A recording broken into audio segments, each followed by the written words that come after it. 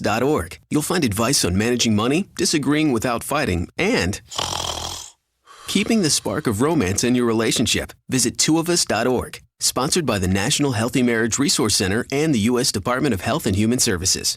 1450 WOL, Washington, D.C. WDCJ, Washington 95.9. WMMJ HD2. WKYS HD2. And worldwide at WOLDCnews.com. The following program is paid for by Barbara Arnwine. The topics, views, and opinions expressed on the air and via All Igniting Change with Barbara Arnwine, platforms by host Barbara Arnwine Esquire, guests, and supporters are their own and are independent of any organization, entity.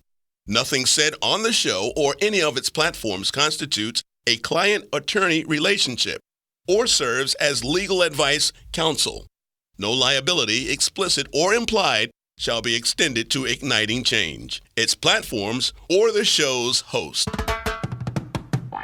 It's time now for Igniting Change, a weekly provocative and empowering program where you, the listener, can ignite change. Now here's your host, Barbara Arnwine. Get up, stand up. Good afternoon, everyone. Welcome to Igniting Change. You know we are ready to bring you a great show today. Thank you for listening from all over the country and talking about all over the country.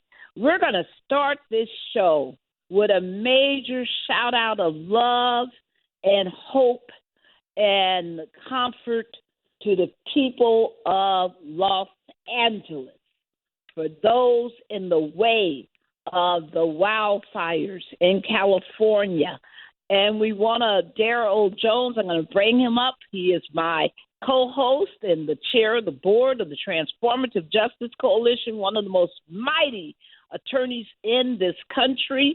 I want to bring you up, Daryl, because we want to not only shout out the California community and shower our love upon the people in Los Angeles who are struggling, the thousands upon thousands upon thousands of people who have been displaced, but we want to do a special shout out of love to the people in Altadena and that historic Black community that has been utterly destroyed by this fire, to Mama D and the lives that have been lost. Oh, my God, what a tragedy. Most of you may not know, but I am a native Angelino, born and raised in Southern California, mainly in the Los Angeles County area. So this is devastating to watch. Daryl? Thank you, Barbara. And, it must be Tuesday, it must be noon, because we're talking about igniting change here on WOL. Barbara, you're absolutely right. Our hearts and minds and prayers certainly go out to all the residents in L.A. and L.A. County that are impacted by the fires that are going on there. And, certainly, Barbara, they remain in our prayers and our thoughts. But, Barbara, also the firefighters that are there, that are yes. fighting those blazes, that are putting yes. their lives on the line to try yes. to defend people and save people. Our hearts go out to them. And it doesn't stop there, Barbara, because, one of the things that I've learned is that, they have insufficient number of firefighters that are there. So what are they doing? They have trained. They've got 3-4 days of training for inmates, California inmates. And they have them go to fight the fires, and they pay them $10 a day, not an hour, a day, to do it. So our hearts and prayers go out to that entire situation of what's going on out there in L.A. County and fighting those fires, Barbara. Absolutely. And we hope and pray that the fires will be contained soon and that people will be able to start putting their lives back together. Oh, my goodness. We also this is our second show, right, of the new year.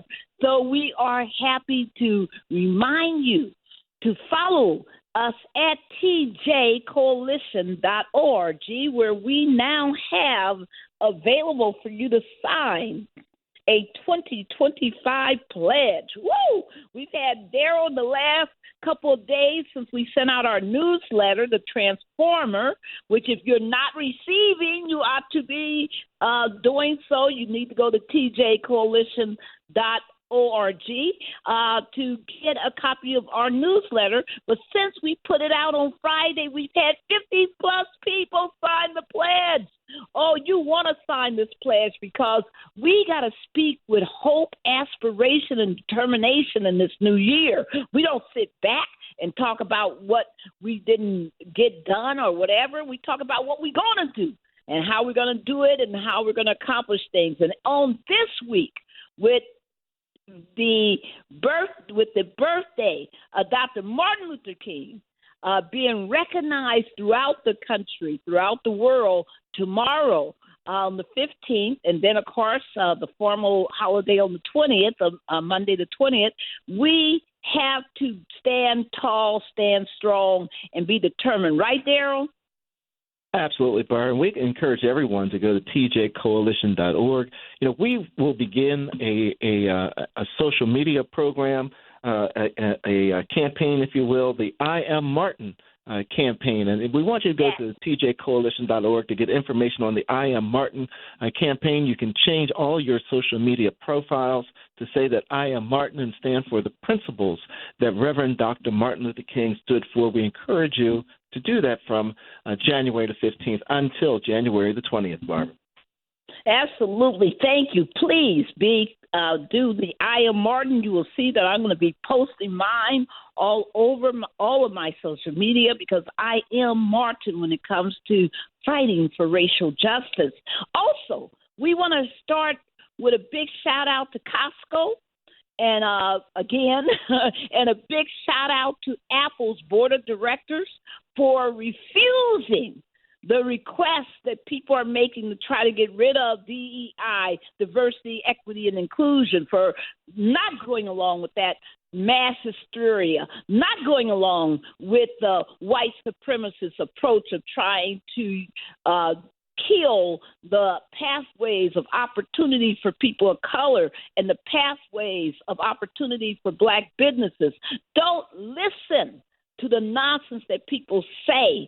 Look at the heart and the steel of these board members and both of those amazing companies for doing this. And I'm saying to all these companies that are running scared, abandoning your DEI programs, my motto is no DEI, no buy. Don't look for me in your stores. And I hope others will adopt a similar mentality. Let's go on, Daryl. We have some amazing guests today.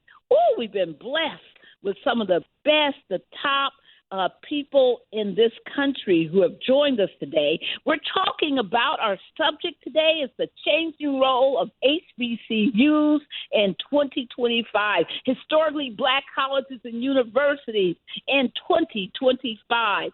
And we are so blessed to have with us four amazing guests who will be with us for most of the show, but we're going to also have with us our very own Jonnita Dockens.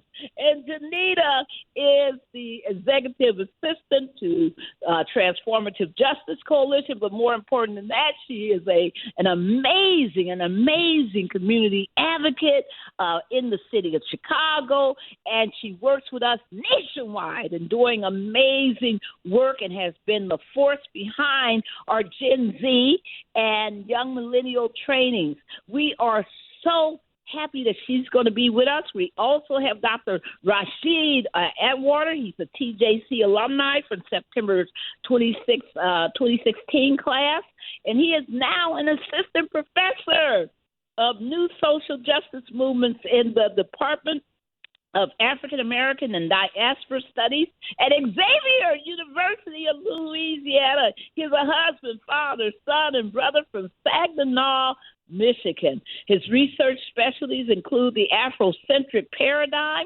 African American family studies, the Black radical tradition, you know I love that, African American manhood, African American environmental philosophy, and the praxis of Bayant. Oh, wow. Come on, Daryl, tell them about Trinity, our next guest.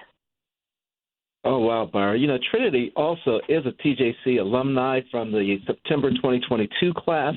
in 2023, Trinity was honored as one of the HBCU graduate scholars selected by the White House.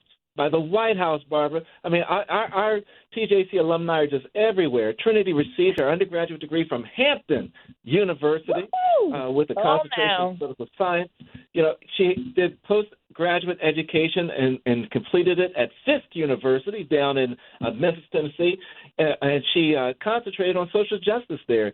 She's been certified by the Virginia Department of Elections as a coordinator for third-party voter registration efforts, and now Trinity serves as a civic engagement liaison for HBCUs at the Center for Common Ground.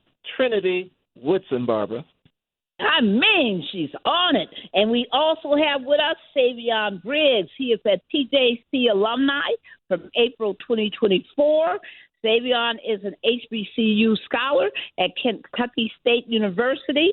He has dedicated himself to advancing equity and civic engagement through leadership and service. He is very active in his community, working with the student organizations there, and we are just so blessed to have him with us and working on the Student Government Association and be a member of Omega Phi Psi. Stop barking, folks. Additionally, he recently received the AT&T Rising Future Makers Award. We are so happy that he's with us. We're going to be joined by Alicia K. Russi at 12:15, and we'll introduce her at that time. But welcome all of our guests. Welcome, everyone. Let's get into this show. The first thing we wanted to talk about, everybody, is have you seen the movie, Tyler Perry's movie, 688? Have you seen it? And we're going to, if you haven't, you're missing something very special, people. It is imperative. But before I get all wound up, because I love that movie, I want Jonnita Dockens. Jonnita, tell us about 688. Oh, my goodness, Barbara. 688 is the movie that everybody needs to see. Every parent needs to sit and watch this movie with their child. It's the story of Black women during World War II who were at combat. And really, while they were trained, they were not allowed to fight in the war. This is a story about discrimination, but it's also a story about the power of a Black woman. All right. And you know what I loved about the movie is it showed Black women in all of our diversity, right? It showed Black women from upper class families, from very, very poor families. It showed Black women of their times, though, because this is set in the 1940s during World War II, and this is the first and the only Black women recruits, Army military personnel who were actually sent to Europe.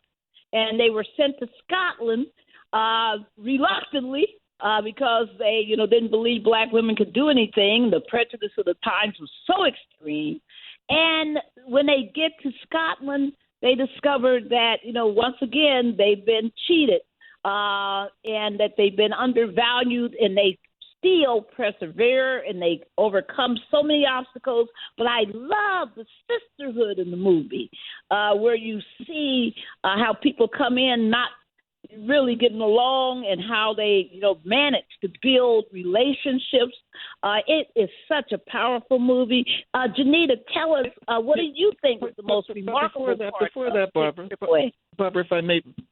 if I may, before you ask Jonnita that question, one of the things, because you didn't ask me my opinion on it, and I got to give you my opinion on 688, because you got to remember, for me, I go to a small Black church, John Wesley United Methodist Church in Glen Burnie, and that's the first time I heard of 688 was when they presented on 688 and what it was all about. But it wasn't until I saw the movie that I made the connection, and the connection with regards to the amount of mail, because what this movie was about was that the black women, although they wanted to serve in the military, they were then given the task of having to sort through, 17 million pieces of mail that never made it to the soldiers. 17 million.